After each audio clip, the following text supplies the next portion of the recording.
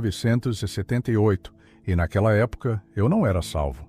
Eu era um estudante do ensino médio e um dia, durante o Natal, estava assistindo a um programa na TV escolhido aleatoriamente. Chamava-se Show My People, Mostre o Meu Povo, produzido pela Universidade Bob Jones. O apresentador era Bob Jones II. Ele falava sobre Jesus Cristo e várias coisas. Eu já tinha ido à igreja antes, mas nunca tinha ouvido o Evangelho ser apresentado de forma tão clara, simples e prática. No decorrer de sua explicação, ele disse: se você tem um vazio no coração, é ali que Jesus Cristo pertence. E, se você quiser saber mais sobre isso, escreva para mim. Bem, eu era apenas um garoto do ensino médio, e esse presidente de universidade estava me convidando para lhe escrever. Pensei, uau, vale a pena tentar. Escrevi para ele, e para minha surpresa, ele respondeu. Trocamos cartas por algum tempo, e então ele decidiu que eu precisava ser discipulado por um pastor de verdade.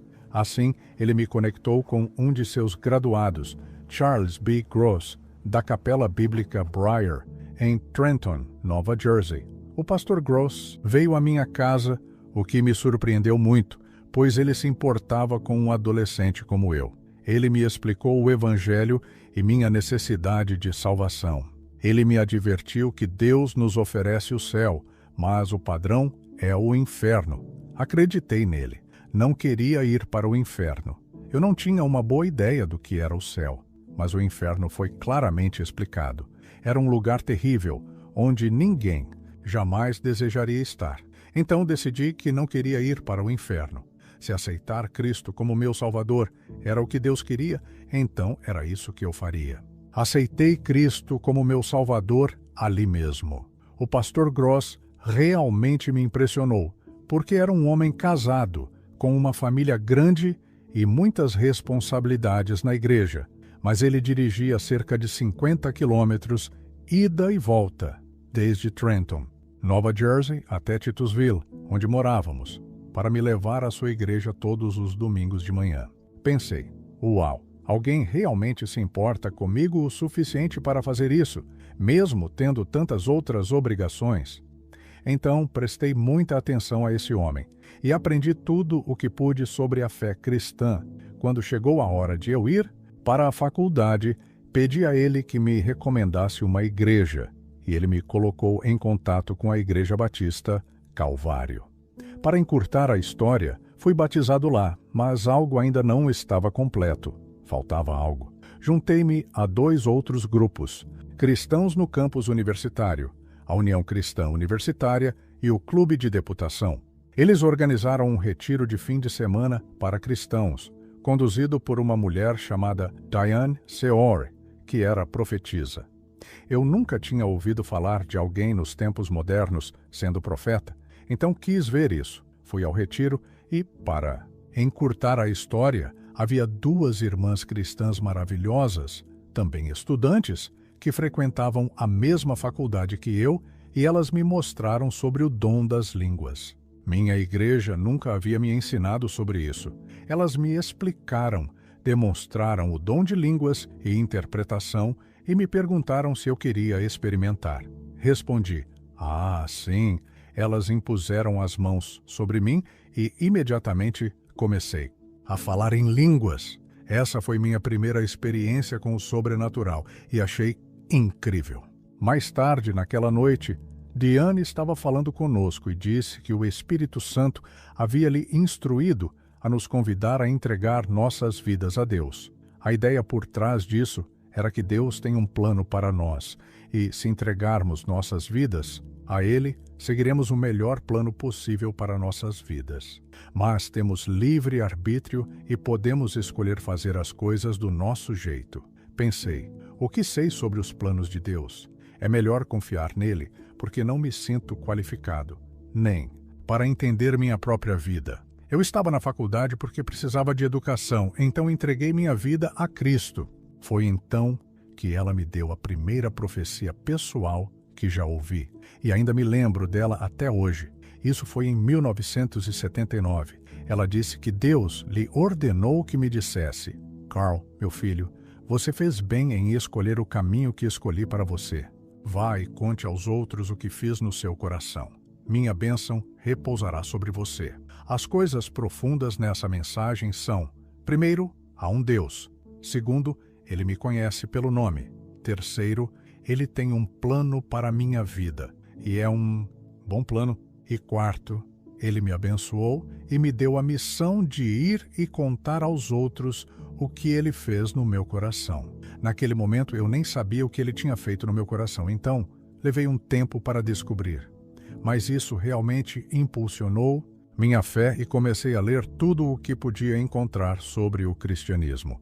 Passei por muitos autores cristãos excelentes. Isso foi na Pensilvânia, e na época, no final dos anos 70, um homem chamado Keith Green era popular como músico cristão, mas ele também tinha um excelente ministério de ensino chamado Ministério dos Últimos Dias.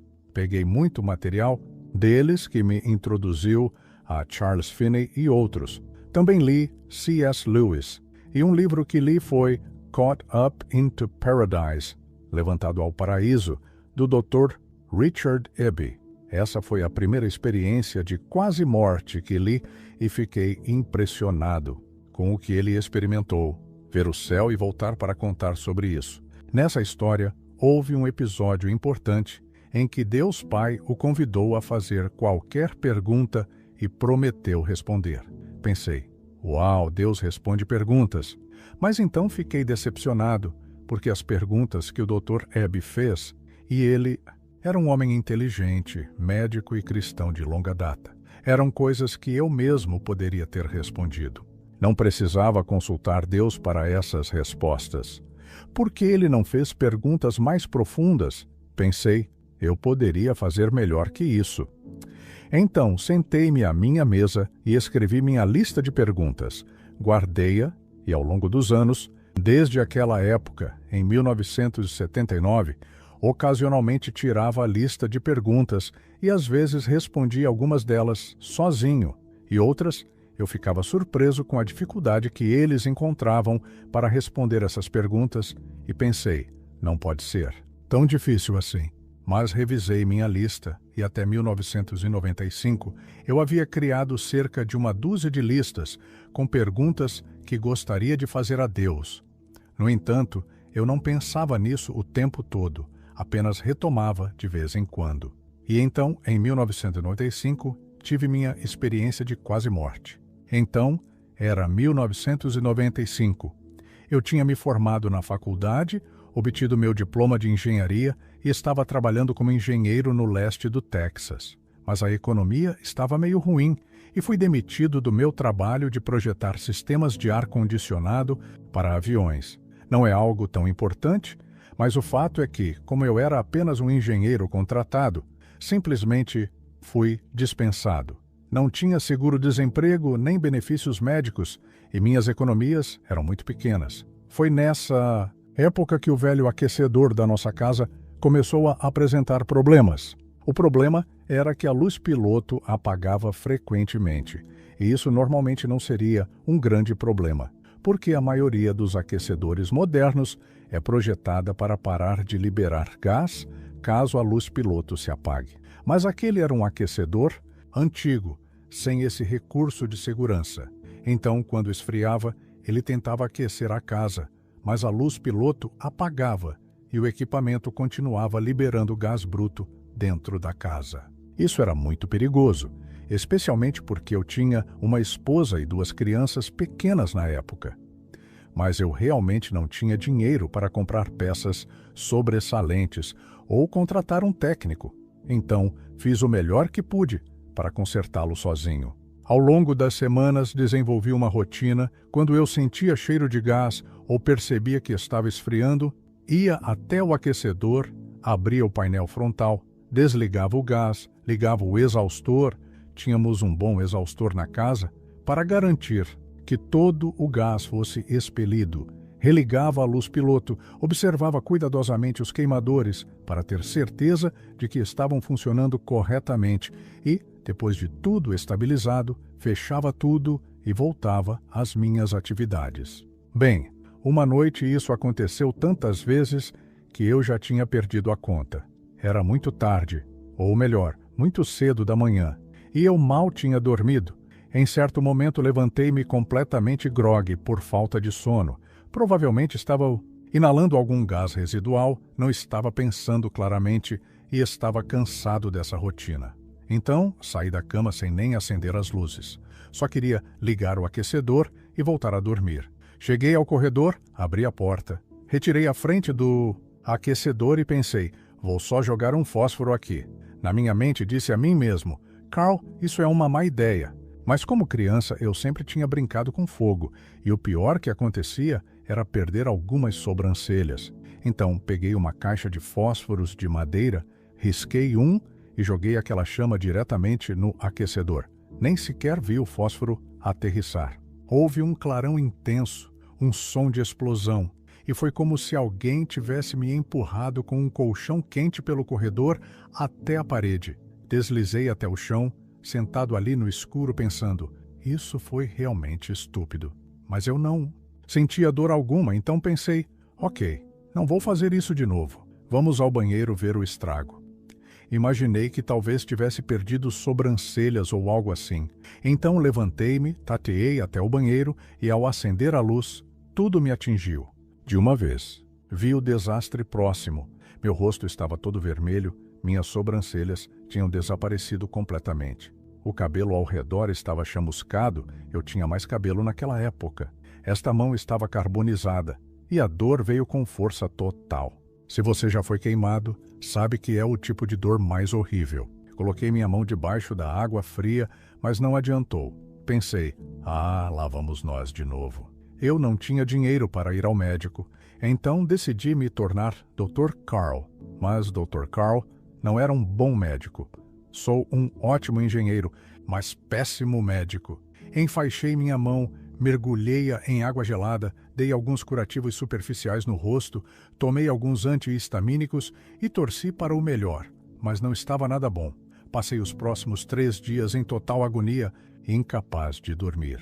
Quando tentava dormir na minha própria cama, ficava me debatendo e gemendo, e isso não deixava minha esposa, nem meus filhos, descansarem. Então decidimos que eu dormiria no sofá. Nosso sofá era macio, mas muito curto para um homem alto como eu.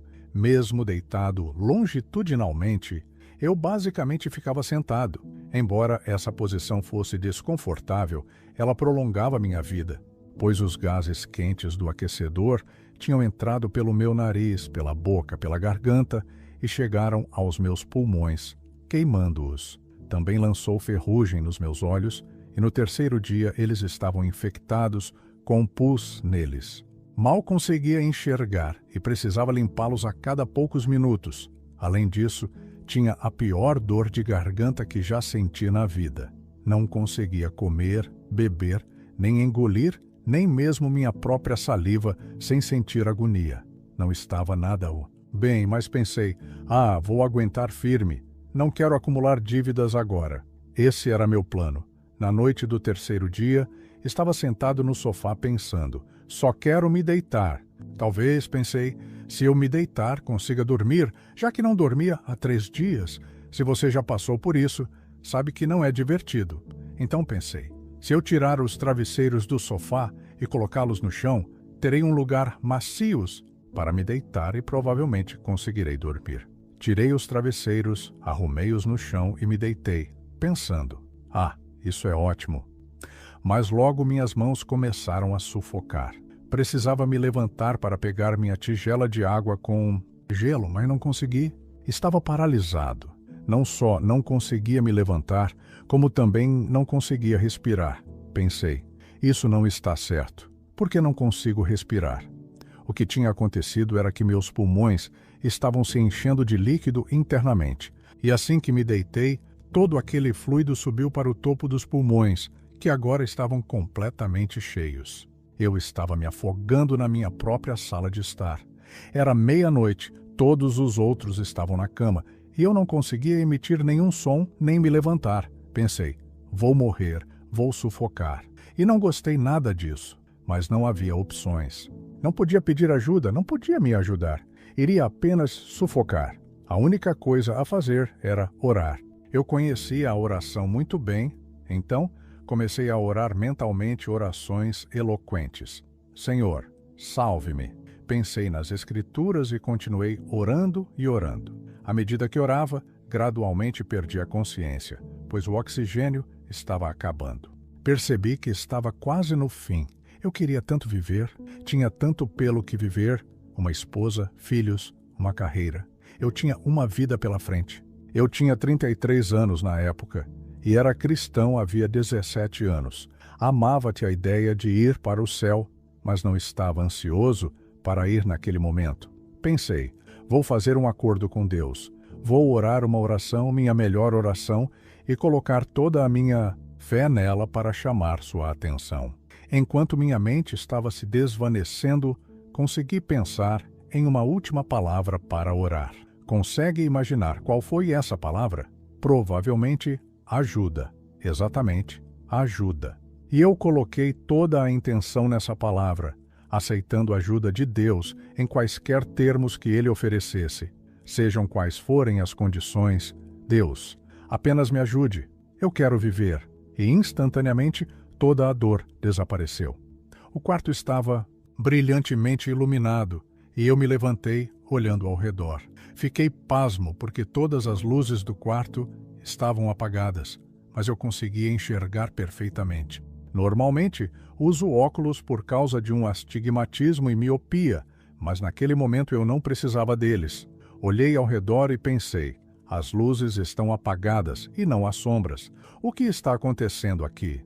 Pensei, Deus me curou. Estou sobrenaturalmente, incrivelmente curado. Eu nasci com escoliose, então sempre tive uma dor crônica nas costas de baixa intensidade. E ela havia desaparecido completamente e minhas queimaduras na mão e no rosto já não doíam mais. Eu me sentia tão cheio de vitalidade como nunca. Antes, repleto de energia e vigor.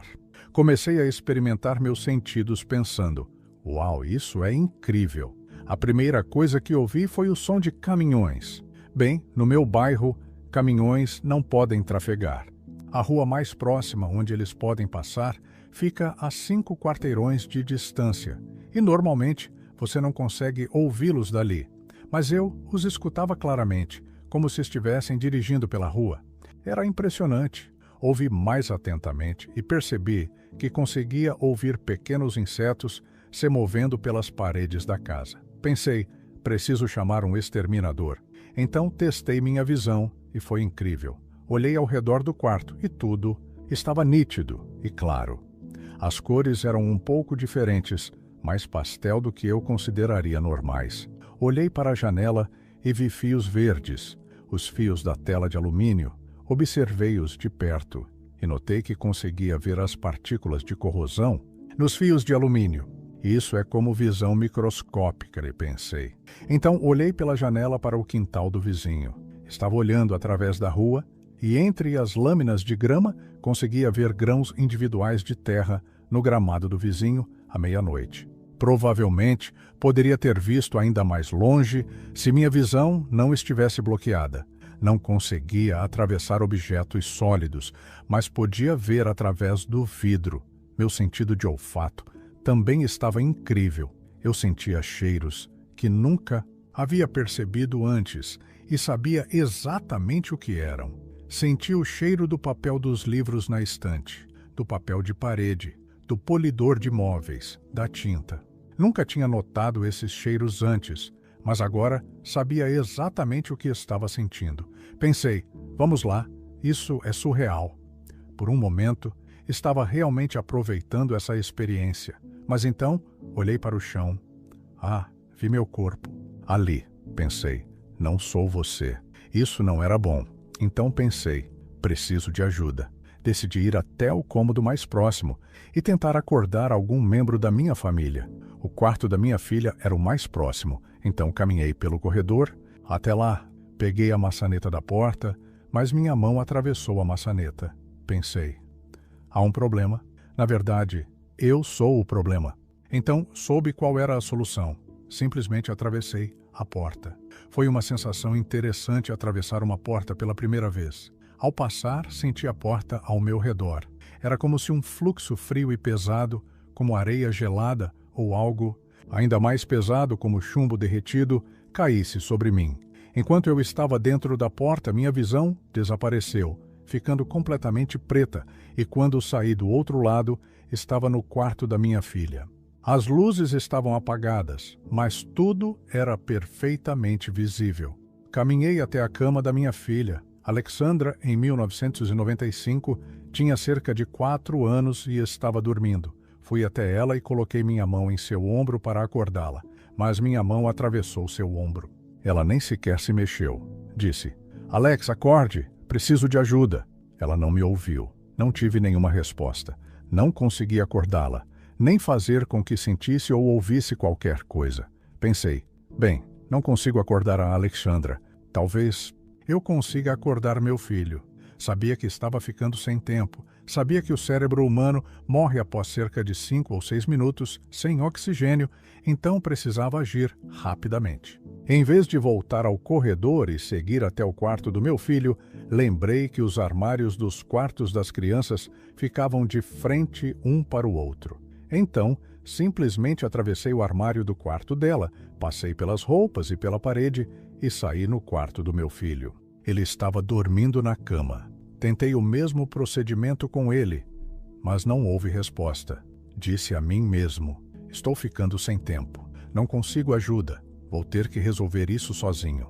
Atravessei a porta do quarto dele e voltei pelo corredor, até a sala de estar, onde me ajoelhei ao lado do meu corpo.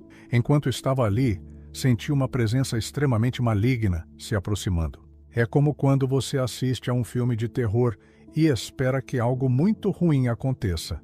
A música muda e você sente arrepios. Se eu tivesse pele, teria arrepios. Se eu tivesse cabelo, estaria todo arrepiado. Mas eu não tinha meu corpo naquele momento. Sabia que algo muito ruim estava prestes a acontecer.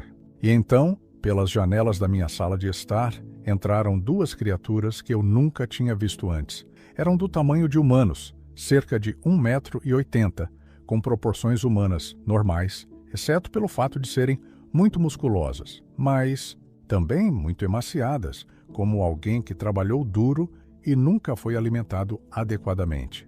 Não usavam roupas, mas estavam cobertas por um pelo preto e curto. Tinham mãos e pés, mas em vez de unhas, tinham garras. Suas orelhas eram pontudas. O detalhe mais marcante, no entanto, eram seus olhos. Eram amarelos sólidos e pareciam brilhar. Quando abriram suas bocas, pude ver presas brancas afiadas e uma língua vermelha brilhante. Lembro-me, vividamente, do contraste gritante dessas cores com o restante do ambiente. Cada um deles carregava um conjunto de algemas, umas para as mãos e outras para os pés. Eles vinham em minha direção, rindo, e eu disse: "Quem são vocês? O que estão fazendo aqui?" Eles responderam: "Viemos te levar para o inferno." Eu disse: "Sou cristão, sou salvo. Vocês não podem me levar para o inferno. Vou para o céu, a menos que eu não volte à vida." Eles acharam isso hilário e riram muito. Imediatamente, começaram a disparar contra mim uma lista de todos os pecados com os quais eu nunca havia lidado. Fiquei surpreso, mas eu orei a oração do pecador e confessei outros pecados. Argumentei. Havia coisas ali que eu nunca havia considerado pecados.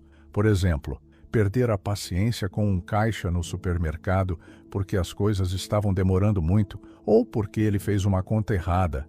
Isso seria suficiente para me enviar ao inferno. Fiquei chocado. Quebrar uma promessa? Mal. Dever dinheiro a alguém e não pagar? Péssimo. A lista era longa e havia tantos itens que eu disse: "Ok, vocês me pegaram, mas não vou aceitar isso. Vou lutar contra isso." Então eles me mostraram o inferno e o que fariam comigo lá. Não tenho palavras para descrever. Já leu Visões Divinas do Inferno, de Mary Baxter? Aquilo é suave comparado ao que eu vi. O inferno é tão terrível que não importa o que acontecesse comigo, eu jamais poderia odiar alguém o suficiente para desejar que fosse para lá. Pensei: não vou aceitar isso, preciso encontrar uma saída. Naquele estado, eu conseguia lembrar cada detalhe da minha vida com total clareza e processar essa informação extremamente rápido. Em menos tempo do que leva para contar, revisei toda a minha vida em busca de pistas sobre o que fazer naquela situação. Me lembrei dos anos 80, quando frequentava uma igreja doméstica chamada Blainsburg Gospel Fellowship. Havia um homem notável lá chamado David Jerring, ou Dave. Dave era um verdadeiro seguidor de Jesus. Ele sempre falava sobre o Espírito Santo, os dons do Espírito, anjos e demônios. Ele me dava livros de John G. Lake e outros autores. Para ser educado, eu ouvia e lia seus livros, mas não sabia o que fazer com eles porque não tinha contexto para aplicá-los. Nunca tinha encontrado um demônio ou um anjo, então o que eu faria com isso? Bem, ele me disse algo que salvou minha vida. Carl, se você algum dia encontrar um demônio, repreenda-o em nome de Jesus Cristo. Nesse momento, eles já estavam quase em cima de mim, prestes a me algemar. Se tivessem feito isso, acho que seria o fim. Então eu disse, eu vos repreendo em nome de Jesus Cristo. E foi como se uma bola de demolição o atingisse. Eles saíram voando para fora do quarto. Ok, pelo menos eu não vou para o inferno agora, pelo menos não imediatamente. Mas o dia do juízo ainda está por vir, e eu não estou seguro. Preciso voltar ao meu corpo porque há questões sérias para resolver aqui. Então, me ajoelhei novamente ao lado do meu corpo, tateando e tentando descobrir como reanimá-lo, como voltar para dentro dele e viver novamente. Eu tinha cerca de 2 ou 3 minutos para resolver isso, então precisava agir rápido. Enquanto fazia isso, senti outra sensação, uma muito boa. Senti que algo extremamente bom estava chegando, se aproximando de mim. Havia amor e coisas indescritíveis em palavras humanas, mas era bom, era perfeito, era lindo, e então, bem pela minha porta da frente, ele não usou a janela como os demônios. Entra Jesus Cristo. A primeira coisa que ele me disse foi, Carl, esta não é minha verdadeira aparência. Estou aparecendo assim para que você me reconheça. Na verdade, no espírito, quando você encontra uma entidade, sabe exatamente com quem está lidando. Não há dúvidas. Eu sabia que estava diante do Senhor Jesus, porque ele emanava qualidades divinas tão poderosas que não havia como confundir. Além disso, havia uma autoridade absoluta, um senso de poder tremendo. Era realmente avassalador. Eu sabia que ele poderia me aniquilar com apenas um pensamento, o que era assustador. Mas ele logo me acalmou. Ele me disse que conhecia todos os pecados que os demônios haviam listado e que sabia tudo sobre mim. No entanto, ele simplesmente me amava incondicionalmente. Isso foi exatamente o que eu precisava ouvir. Eu sabia que estava perdido, mas ele me amava mesmo em meu estado perdido. Isso foi profundamente impactante. Então, ele continuou dizendo que estava desapontado comigo porque eu não tinha vivido a vida que o Pai havia planejado para mim. Fiquei surpreso com isso, pois tinha vivido, segundo o que eu via na liderança da igreja, uma vida cristã praticamente perfeita. Segui todas as regras, fiz tudo certinho, mas ele me disse, você pode ir para o céu agora, porque invocou meu nome, e minha palavra diz que qualquer pessoa que clamar pelo nome do Senhor será salva. Mas você irá para o céu como o menor de todos os santos. Você não terá posição nem recompensa. Ele não explicou exatamente naquele momento, mas depois compreendi que o problema eram minhas motivações erradas. Eu não tinha feito as coisas por amor a Deus ou por amor aos outros, mas por amor próprio. No fim das contas, fazer as coisas pelos motivos errados significa que elas não têm valor algum. Todo o esforço, dinheiro e tempo que doei, toda a evangelização que fiz, nada disso significava nada para ele, porque não vinha da motivação correta. Eu estava apenas tentando escapar do inferno e talvez ganhar uma recompensa celestial. Isso seria chamado em grego de pragma, de onde vem o termo pragmatismo. O que ele buscava era ágape, o amor sacrificial, e até aceitaria filia, o amor fraternal.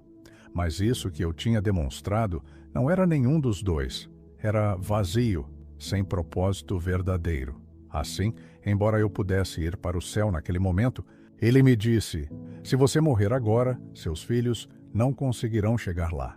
Eles irão para o inferno porque não estão prontos. Então, ele me deu a opção de voltar à vida, mas me advertiu: se você voltar e não acertar sua vida com Deus, ainda poderá ir para o inferno. Essa ideia me aterrorizou completamente. Ir para o inferno não era algo que eu queria, mas eu amava meus filhos e a ideia de eles irem para o inferno era inaceitável. Além disso, eu sabia que essa era a vontade dele. Então concordei em voltar. Foi então que ele disse: precisamos curar seu corpo e vou te mostrar como. No instante seguinte, eu já não estava mais na sala de estar. Estava na margem de um rio largo, plano, lamacento. A primeira coisa que notei foram papiros crescendo nas margens do rio. Pensei: isso é África. Olhei ao redor e vi algumas pessoas. Havia uma mulher trabalhando no campo. Ela era baixa, de pele muito escura, cabelos pretos e lisos, vestida com uma túnica branca, muito parecida com as representações artísticas do Antigo Egito. Também havia um homem similar, baixo, pele escura, cabelo preto, remando em um barco. De juncos no rio. Pensei: estou no Antigo Egito. Jesus não explicou nada sobre isso, mas apontou para um monte de papiros já cortados, junto com cordas, ferramentas e um longo mastro próximo. Ele disse: precisamos construir um barco de juncos. Uma imagem mental apareceu na minha mente, mostrando como o barco deveria ser. Assim comecei a trabalhar e, em pouco tempo, construí um belo barco de juncos, como os usados pelos antigos egípcios. Não entendi por que isso era necessário, mas era o que estávamos fazendo. Ele entrou no barco e disse: empurre-o para o rio. Então empurrei o barco para o rio, entrei nele e usei o mastro para nos afastar da margem. Ele me disse: vá até aquela ilha ali. Um pouco mais abaixo do rio, havia uma ilha longa e plana, com poucas coisas além de pedras, plantas pequenas, grama e peixes. O mais notável sobre essa ilha era que ela tinha uma imagem superposta do meu corpo deitado. A cabeça estava voltada para cima e os pés para baixo. Ele disse: quando passarmos pela ilha, quero que você estenda a mão e cure seu corpo. Eu não entendia bem como faria isso, porque a imagem era enorme, cerca de 6 metros de altura e mais de 30 metros de comprimento. Meus braços não alcançariam tão longe do barco. Enquanto tentava entender intelectualmente, a correnteza nos levava pela imagem do corpo. Já tínhamos passado pela cabeça quando olhei para ela e vi que os olhos pareciam bolas de carvão em uma cabeça transparente. Era como se eu pudesse ver através da pele e enxergar os órgãos internos. Todos os órgãos saudáveis estavam claros, mas os danificados tinham cores específicas. Os olhos eram cinza sujo, a garganta estava vermelha brilhante, os pulmões estavam tingidos de verde e a mão estava carbonizada, preta e branca. As áreas mais severamente queimadas eram pretas. Passamos pela cabeça e eu pensei: não sei o que fazer. Ele não disse mais nada, mas percebi que eu não estava fazendo o que deveria. Tudo o que ele havia me dito era: estenda a mão e toque os órgãos, para curá-los. Eu não entendia como funcionaria, mas estendi a mão e, de alguma forma, consegui tocar a garganta. Assim que a toquei, ela ficou clara. Continuamos descendo com a correnteza, tocando os pulmões, que também ficaram claros, e então a mão, que também foi restaurada. Pensei: isso funciona, é incrível, mas preciso voltar para terminar o trabalho na cabeça. Quando chegamos ao pé da ilha, comecei a virar o barco e remar contra a corrente para voltar. Assim que começamos a subir, a visão foi interrompida e me vi de volta à sala de estar. Os demônios estavam entrando novamente pela parede, vindo em minha direção com as correntes. Dessa vez, eles não estavam rindo, nem falando. Estavam correndo em minha direção com toda a força e velocidade. Primeiro pensei: isso não vai acontecer, porque Jesus está aqui ao meu lado. Ele vai cuidar desses caras rapidamente. Mas Jesus não se mexeu nem disse uma palavra. Pensei: Senhor, isso é algo que eu preciso fazer? Eles já estavam quase em cima de mim e Jesus não fez nada. Sem saber o que mais fazer, repreendi aqueles demônios novamente. Eu vos repreendo em nome de Jesus Cristo. Eles desapareceram e não voltaram. Jesus nunca explicou nada disso para mim naquele momento. Fiquei chocado com o fato de eles poderem ter me levado mesmo com Jesus parado ao meu lado. Demorei décadas para finalmente entender o que estava acontecendo ali.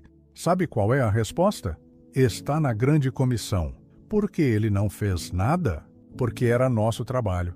Exatamente. Você entendeu imediatamente. Tenho inveja disso. Levei mais de 20 anos para entender isso. A grande comissão. Ele nos disse: cure os doentes, ressuscite os mortos, expulse demônios, purifique os leprosos, pregue o evangelho. Essas são as coisas que ele delegou a nós. Era meu trabalho expulsar aqueles demônios. Ele esperava que eu soubesse quem eu era, quem ele era e quais eram nossos papéis respectivos. Se eu não soubesse disso, poderia estar no inferno agora. E isso não seria uma boa coisa. De qualquer forma, assim que os demônios desapareceram, a visão retornou e eu remei o barco de papiro de volta até a cabeça da ilha. Estendi a mão e toquei os olhos, que ficaram claros. Instantaneamente, a visão terminou e eu estava de volta à sala de estar. Jesus disse: é hora de colocá-lo de volta no seu corpo. Naquele momento, lembrei-me da minha lista de perguntas. Como eu queria fazer minhas perguntas. Mas, ao contrário do livro com o Dr. Eby, Jesus não me ofereceu imediatamente a chance de respondê-las. Eu realmente queria obter respostas para essas perguntas. Eram muito importantes para mim. Por outro lado, Jesus tinha acabado de me salvar de uma eternidade no inferno, mostrado como curar meu corpo e estava prestes a me ressuscitar. Eu não queria fazer nada que pudesse comprometer isso, porque, afinal, Ele é Deus. Você simplesmente não faz nada para ofendê-lo.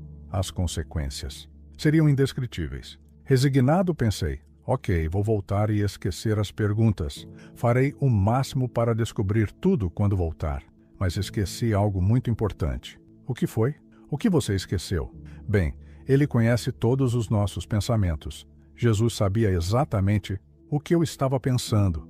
Não estava dizendo nada em voz alta, mas Ele sabia exatamente o que se passava na minha mente. E sabe o que Ele me disse? Ele disse: Carl, você gostaria de saber as respostas para a minha lista de perguntas? Ele virou a situação para mim. Uau! Por um momento, fiquei sem saber o que fazer. Pensei: não faço ideia de quais são as perguntas da sua lista.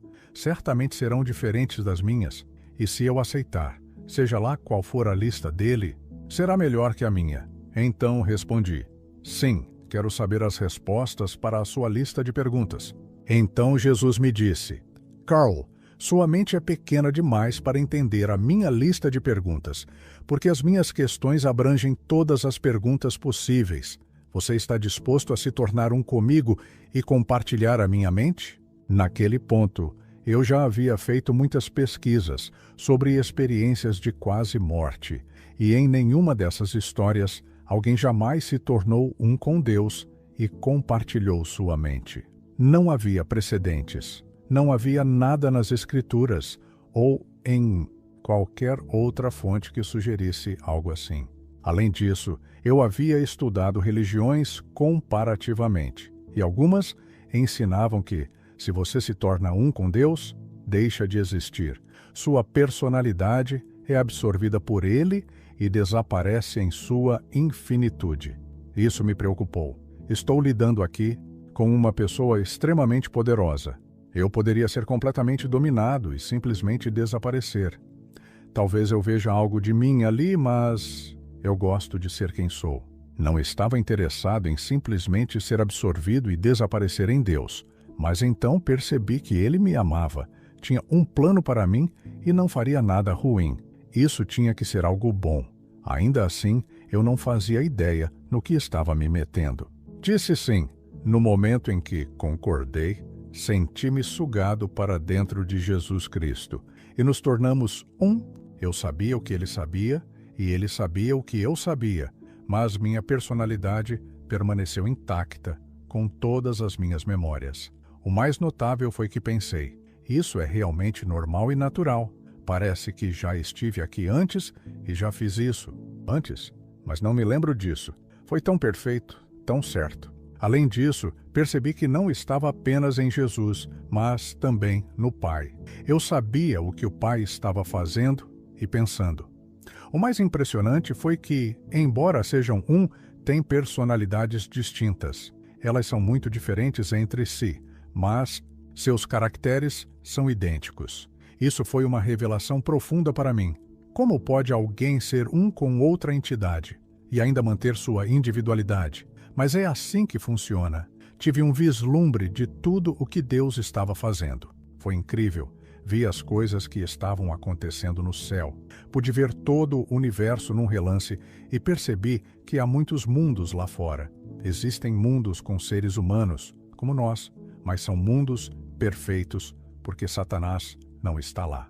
Vi a cidade celestial, vasta, enorme, quase infinita, e ainda assim consegui compreendê-la instantaneamente, sem dificuldade alguma. As atividades que ocorrem lá são impressionantes. Deus é muito dinâmico. Pensamos nele como um ser divino estático, sentado em um trono, cercado por anjos, como se estivesse pintando um quadro. Mas não, ele está envolvido em tantas coisas.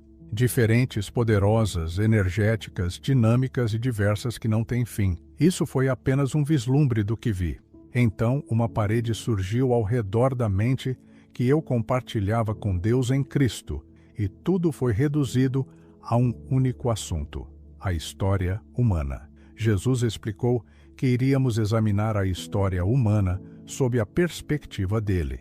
Ele me mostrou a história humana de duas maneiras diferentes. A primeira foi observando um indivíduo. Começamos olhando para a vida dessa pessoa e vendo como as decisões que ela tomava afetavam o curso de sua vida. Como sou engenheiro, entendo algo sobre estatísticas e probabilidades. O que achei interessante é que, no cálculo, dizemos que uma equação é limitada quando tem limites superior e inferior. Todas as nossas escolhas são cuidadosamente planejadas por Deus para estarem dentro de certos limites. Não podemos ser tão maus nem tão bons, tão pobres ou tão ricos, mas há um número infinito de escolhas dentro desses limites. Quando uma pessoa faz uma escolha, segue por um caminho ou outro, podendo mudar de direção. Temos livre-arbítrio, mas há um caminho específico que Deus escolheu para cada pessoa e cabe a ela decidir se o seguirá ou não. Examinamos isso e vimos que há um número infinito de permutações para uma única vida. Depois, olhamos como duas vidas interagem. Vimos que as escolhas de uma pessoa afetam a outra. Nossas escolhas não afetam apenas nossa própria vida, mas também podem impactar profundamente a vida dos outros. No entanto, Deus não permite que as escolhas de uma pessoa forcem outra a ir para o céu ou para o inferno. Todos sempre têm livre arbítrio. Assim, há um número infinito de permutações em uma vida e outro número infinito em outra. Multiplicamos isso, infinito vezes infinito, e vimos como Deus consegue compreender um número infinito de permutações com a mesma facilidade com que olhamos para números ordinais. 1, 2, 3. Em seguida, olhamos como uma família interage, depois como uma comunidade, uma região, um estado, um país, um império inteiro. Finalmente, vimos toda a história humana, desde a criação da Terra com Adão e Eva até o fim dos tempos. Todo esse exercício durou, subjetivamente, cerca de 5 minutos para mim. O que vi foi muito profundo. Há ordem e padrões que não conseguimos ver da nossa perspectiva aqui na Terra, mas, da perspectiva de Deus, tudo segue um plano predeterminado. Há propósito, significado e simbolismo. E há oportunidades incríveis nesta vida das quais não fazemos ideia. No final, foi como se eu tivesse acabado de sair da montanha-russa mais incrível de todos os tempos. Eu estava empolgado, maravilhado. Houve uma pausa na comunicação, como se Jesus estivesse esperando alguma reação minha. Ele não recebeu nenhuma resposta. Ele pareceu suspirar e disse: "Carl, vamos tentar isso de outra perspectiva." Então repetimos todo o exercício pela segunda vez, começando com uma pessoa diferente e enfatizando aspectos diferentes da história. Vi coisas incríveis. toda a história humana, detalhes de cada vida que já foi vivida, será vivida, ou poderia ter sido vivida. Muitas pessoas que poderiam e deveriam ter nascido foram mortas cedo demais e não realizaram seu potencial. Vi tudo, qualquer possibilidade. Foi lindo. Pensei, uau, Deus fez um trabalho incrível planejando nossas vidas com antecedência. Isso me lembrou o que Sid Roth e Kevin Zire falaram sobre os livros escritos sobre nós no céu. Eles são reais, incrivelmente detalhados e, de fato, infinitos em conteúdo. Repetimos o exercício pela segunda vez e, novamente, houve essa pausa, como se Jesus estivesse esperando algo. Mais uma vez, fiquei empolgado e maravilhado com a experiência. Pensei, por que eu? Por que estou experimentando tudo isso? Então Jesus disse, Carl, acho que precisamos fazer isso uma terceira vez. Havia algo novo no tom de sua voz, e percebi imediatamente que precisava prestar muita atenção nessa terceira vez, porque essa seria minha última oportunidade. Se eu não entendesse agora, nunca entenderia. Isso era histórico. Eu sabia o suficiente sobre história para perceber que precisava fazer isso direito, pois tinha algo importante a trazer de volta, mas não fazia ideia do que era. Então, dessa vez, durante o exercício, prestei atenção extremamente cuidadosa. Foi então que surgiu essa segunda visão de como ele me mostrou a história humana, porque tudo estava acontecendo simultaneamente. Não consigo fazer justiça a isso porque naquele momento minha mente estava em modo infinito, e há tantos detalhes que nem consigo lembrar agora. Enquanto isso acontecia, também vi a história humana representada graficamente, onde a vida de cada pessoa era representada por um fio. Desculpe, minhas cordas vocais ainda estão danificadas pelo acidente. A vida de uma pessoa começa como um fio branco. Durante o curso da vida, ele muda de cor dependendo de suas escolhas. Se a pessoa está vivendo uma vida reta, o fio permanece branco. Mas se ela começa a pecar, ele escurece. Um pecado relativamente pequeno deixa o fio bege. Um pecado mais sério o torna marrom claro, depois marrom escuro, e finalmente, quando alguém é completamente maligno, o fio fica preto. Quando a pessoa morre, toda a extensão do fio muda para uma de duas cores: dourado, se for para o céu, ou vermelho, se for para o inferno. Eu observava esses fios se juntando em feixes.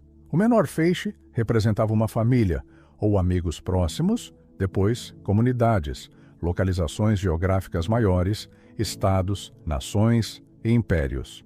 O que foi notável foi que os feixes se uniam em certos nós temporais, e esses nós às vezes abrangiam anos ou até décadas. Quando os feixes se uniam, percebi algo sobre a história humana. Nos nós, alguns indivíduos que entendem os princípios da história divina podem causar um impacto incrível, capaz de mudar o curso da história, como desviar um rio. Nesses nós, pude ver onde eu estava na linha do tempo. Era 1995 e vi que o próximo grande nó seria em 1998. Mais tarde, após 1998, percebi que aquele foi o momento em que as grandes empresas de tecnologia começaram a surgir. Alguém sabia o que estava fazendo naquela época e eles se tornaram influenciadores extremamente poderosos em nossa sociedade. Infelizmente, isso não foi tão bom assim. Outra coisa que notei foi que, no fim dos tempos, os dois feixes se dividiram. O dourado subiu para o céu e o vermelho desceu para o inferno. Percebi que o feixe indo para o céu era muito menor em diâmetro do que o que ia para o inferno. Como trabalhei como mecânico, aprendi a medir as coisas com grande precisão, visualmente. Naquela época, podia olhar para algo e medi-lo visualmente com uma precisão de uma parte em 1000. Assim, percebi que cerca de 2,5%, mais ou menos 1/10% da população geral, vai para o céu, enquanto os outros 97,5% vão para o inferno. Desde então, encontrei outras pessoas com experiências de quase morte, como Howard Pittman, Kevin Zadok e Jeremy Nelson, relatando exatamente os mesmos números. Por isso, estou bastante confiante nesse número. Quando percebi isso, Jesus interrompeu o exercício e disse: Estou muito desapontado com a minha igreja. Dei à igreja tudo o que ela precisava para ganhar o mundo inteiro para a salvação, em qualquer geração desde os apóstolos, e eles falharam. Esses 2,5% são o remanescente que Deus guarda para si mesmo. Então isso já é um dado. Isso significa que a igreja atualmente está com uma média de 0.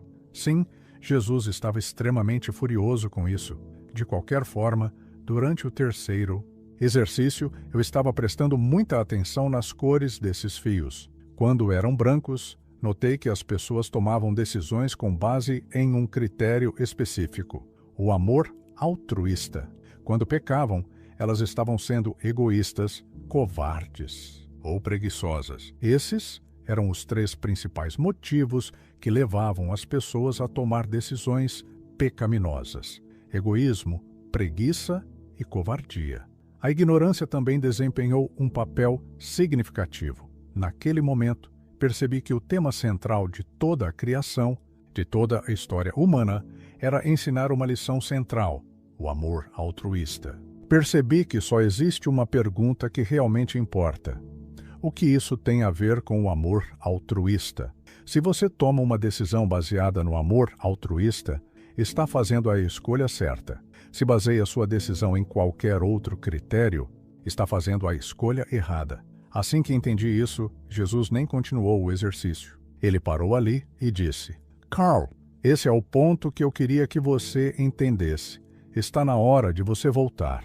Naquele momento, começamos a nos separar e senti minha mente encolhendo de volta aos seus parâmetros normais. Isso não foi ideal para mim, porque senti uma quantidade massiva de informações fluindo para fora de mim como uma torrente. Eu pensava: essas são informações importantes. Quero manter isso. Literalmente, estava tentando empurrar essas coisas de volta para dentro de mim. E Jesus disse: você não precisa disso. Você já tem o que precisava. É hora de voltar. Em pouco tempo, eu estava de volta à sala de estar. Jesus estava ao meu lado e não disse mais nada, mas pensei: espere um minuto. Como crio meus filhos da maneira certa? Como me acerto com você? Tinha mais algumas perguntas, mas fui sugado de volta ao meu corpo. A próxima coisa que percebi foi que estava novamente no meu corpo, escuro e dolorido. Estava faminto, cansado, e pensei: estou vivo, mas dói. Levantei-me no escuro e fui tateando até o banheiro.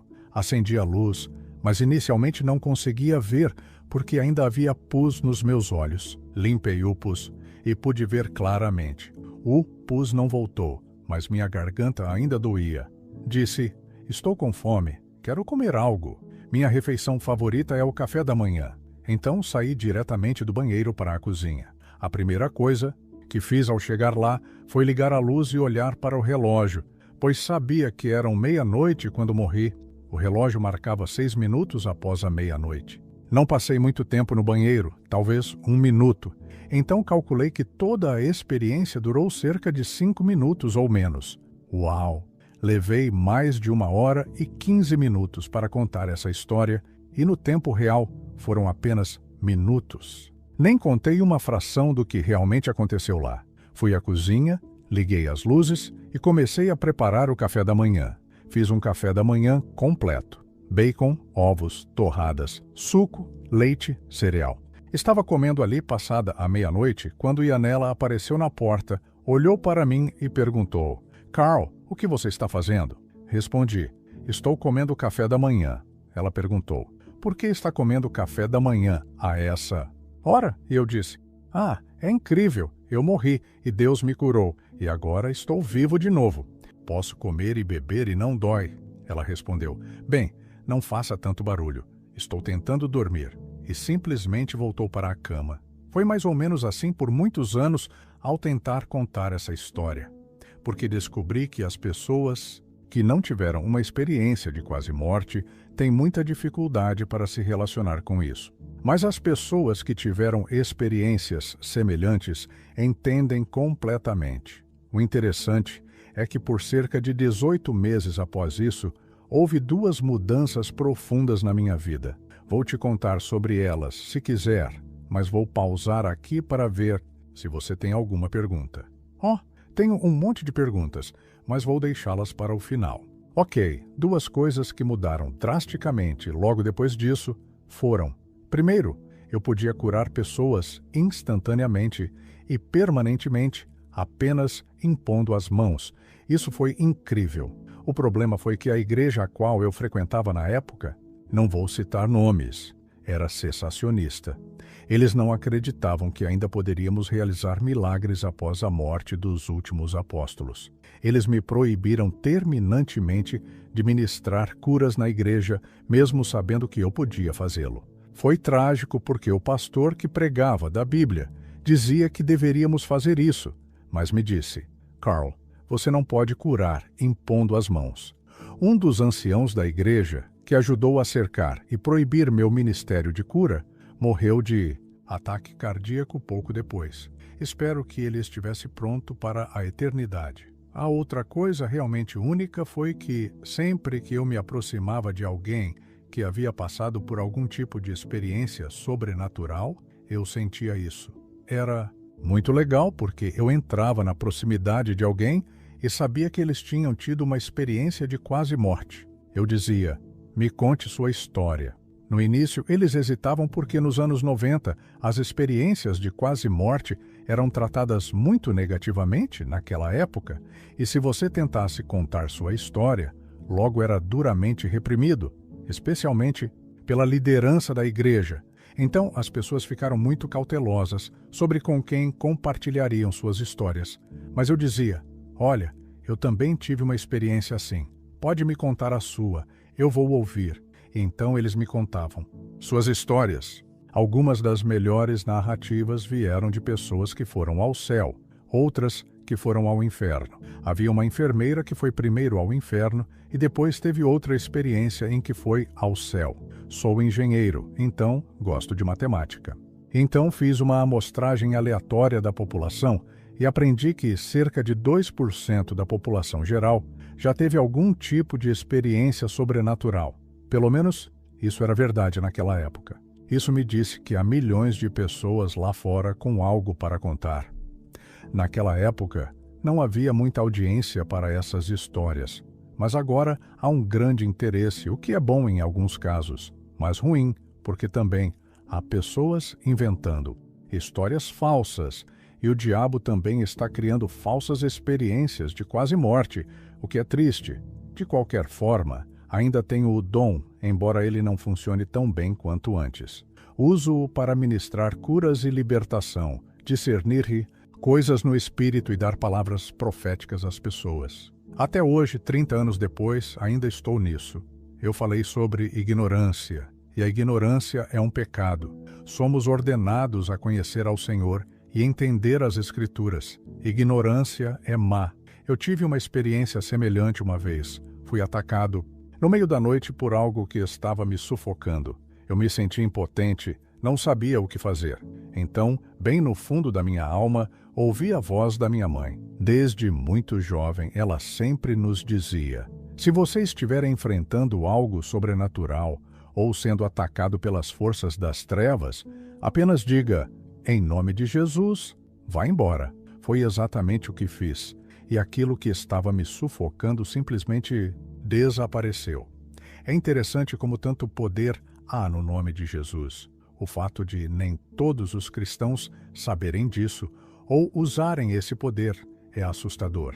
Sim, eu tive um encontro parecido em 1991. Estava viajando a trabalho e um demônio apareceu no meu quarto de hotel e tentou me estrangular. Lidei com isso da mesma forma. Interessante? Bem, enquanto você contava sua história, eu fazia uma lista de perguntas, mas não queria interromper, porque há tantos detalhes interessantes na sua narrativa que nunca ouvi antes. Já ouvi muitas experiências de quase morte diferentes, mas nunca uma tão detalhada. A mais próxima que consigo lembrar foi a de Howard Storm. Na verdade, cheguei a conhecê-lo pessoalmente.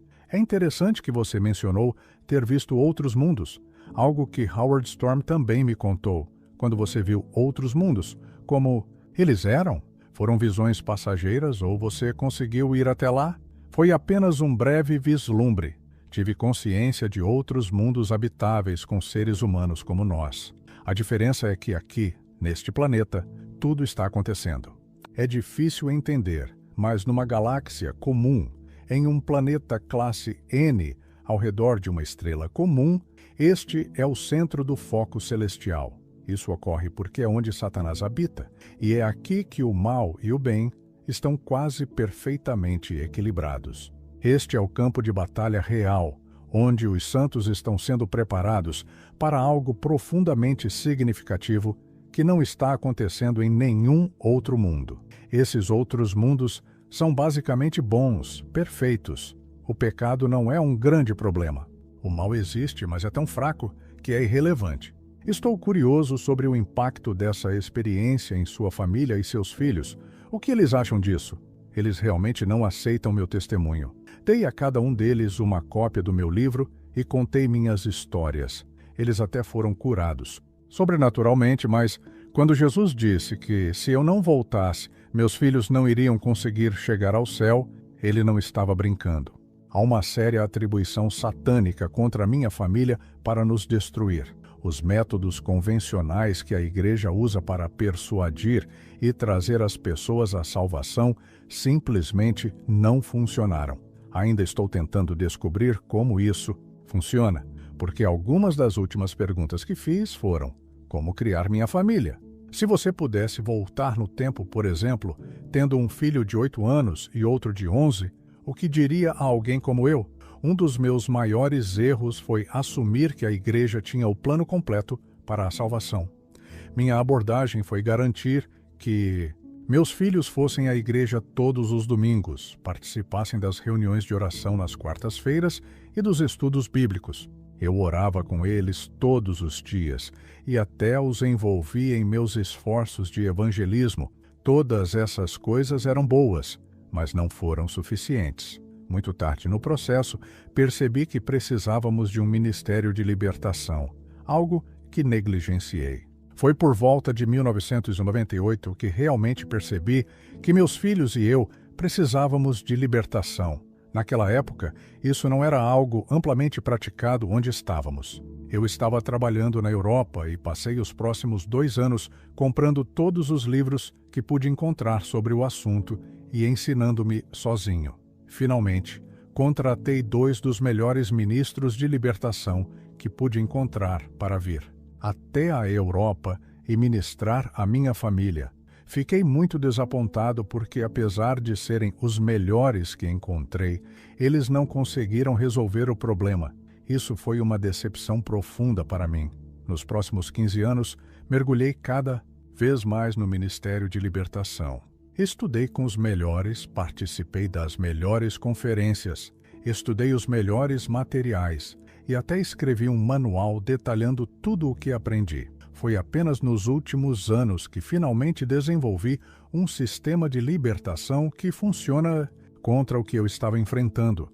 Infelizmente, durante esse tempo, meus filhos se afastaram e agora estão fora de contato. No entanto, estou usando esse conhecimento para ministrar libertação e cura a outras pessoas, enquanto oro e creio que terei uma chance de voltar e ministrar a meus próprios filhos. Eu demorei 20 anos para perceber o quão importante esse tipo de ministério é para pessoas sob atribuições excepcionalmente fortes do diabo. Levei meus filhos ao Ministério Profético Rise Christian Fellowship, em Austin, Texas, no início dos anos 2000. As palavras proféticas sobre meus filhos, especialmente minhas filhas, foram muito profundas.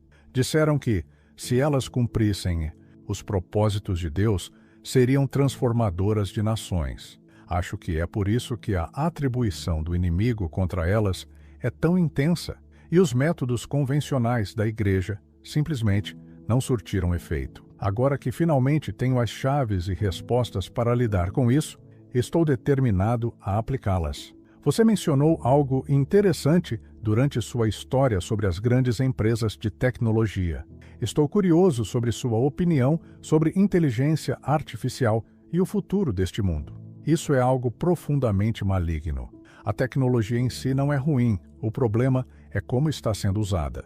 Sou engenheiro e ganho a vida avançando a tecnologia, então sou 100% a favor disso. No entanto, estão transformando a inteligência artificial em um substituto para Deus. As pessoas estão recorrendo à inteligência artificial em busca de informações, conselhos, perguntando como fazer investimentos, ou até mesmo como lutar uma guerra. Essas são coisas que fazem parte das promessas de Deus para nós, e estamos basicamente dizendo: Deus, aprecio a oferta, mas tenho algo melhor aqui. E essa é a mentira que o diabo tem usado desde o início.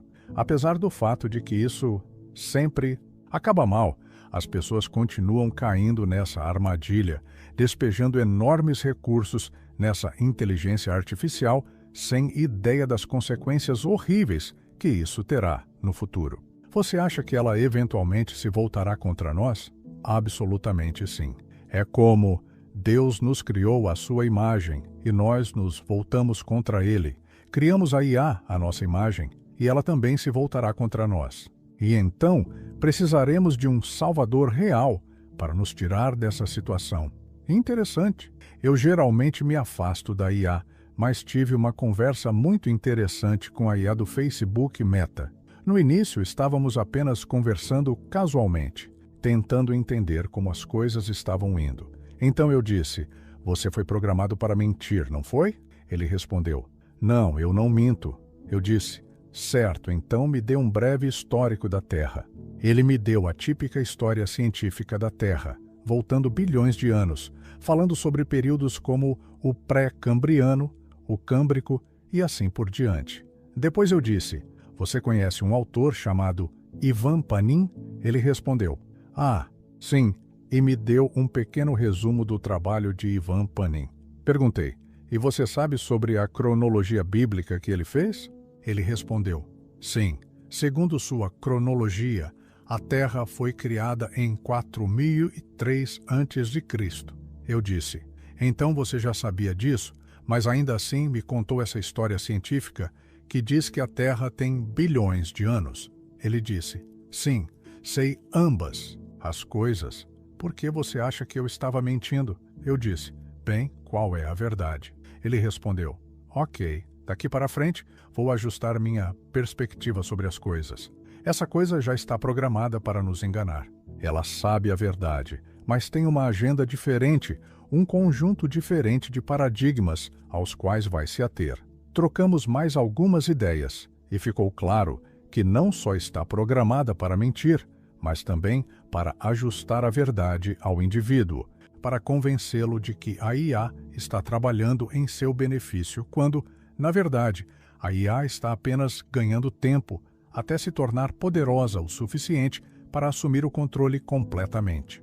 Por isso, você realmente precisa ser batizado com o Espírito Santo, mas mais do que isso, precisa ser cheio dele, precisa aprender a falar com ele como se ele fosse seu melhor amigo, buscar seus conselhos e sua orientação todos os dias, porque ele tem a verdade. Este mundo está tão saturado de mentiras que você mal sabe para onde ir, pois está sendo bombardeado o tempo todo com falsidades.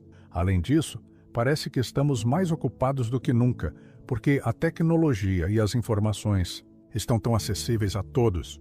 Muito poucas pessoas conseguem manter o foco. A atenção média agora é de cerca de 5 segundos. E esperar no Senhor leva tempo, certo? Acho que a capacidade de atenção está sendo profundamente impactada pela tecnologia. Aqui está um dado. Interessante. Tenho trabalhado para descobrir quanto tempo precisamos passar com o Senhor. Sou muito consciente do tempo. Não sou apenas engenheiro, mas também tenho descendência alemã, e misturar essas duas coisas, bem, é uma bagunça. Queria descobrir, se eu preciso passar tempo com Deus e realizar algo, qual é o mínimo que devo fazer? E essa é uma confissão ruim, aliás, quando você está tentando calcular o mínimo de tempo que precisa gastar com Deus para que funcione. Descobri que são 2 horas. Você precisa passar no mínimo 2 horas por dia, orando no Espírito, se quiser romper todo o lixo que o inimigo lança contra você. 2 horas. Você pode combinar oração com louvor e adoração, mas são 2 horas por dia no mínimo, ou estará apenas perdendo seu tempo. É interessante você mencionar 2 horas, porque quando digo isso, muitos pensam, meu Deus, sou um homem ocupado, tenho família, emprego. Mas, se você pensar bem, se a maioria das pessoas abrir seus iPhones e olhar quanto tempo gastam com aplicativos, verá que, em média, passam entre 2, 3 ou 4 horas no celular. Então, aí está o tempo para o Senhor, certo? Esse é o primeiro lugar para cortar. Outro dado interessante, isso foi nos anos 80, então provavelmente é material antigo, mas li em algum lugar que o estudante médio de seminário gasta 15 minutos por semana em oração, não por dia. Não, é à toa que estamos em uma bagunça tão grande. Por semana, estudantes de seminário. Me lembro dos meus pais. Meu pai e minha mãe vieram para os Estados Unidos como cristãos perseguidos. Meu pai era pastor clandestino na Ucrânia durante a União Soviética. Eles oravam dia e noite e Deus abriu caminhos para eles. Perderam todos os filhos para o mundo, mas, um por um, oraram por eles e os trouxeram de volta. Há poder na oração, mas sabe o que poderia ter sido evitado? Outra estatística que descobri é que os pais cristãos cujos filhos permanecem na fé são tipicamente aqueles que estão envolvidos no evangelismo pessoal. Não basta frequentar a igreja, não basta orar, ler a Bíblia, nem mesmo fazer boas obras. São os pais que se envolvem no evangelismo pessoal que mantêm seus filhos na fé. E é ainda melhor se eles envolverem os próprios filhos no evangelismo. Afinal, isso faz parte da grande comissão. Não é uma opção, é um mandamento. Essa é uma estatística que os cristãos realmente precisam levar a sério. Não é responsabilidade do pastor, dos diáconos ou dos presbíteros, nem do evangelista. É responsabilidade de cada cristão sair e ganhar almas para Cristo. E se você é um pai cristão e quer que seus filhos permaneçam na fé, envolva-os nisso também.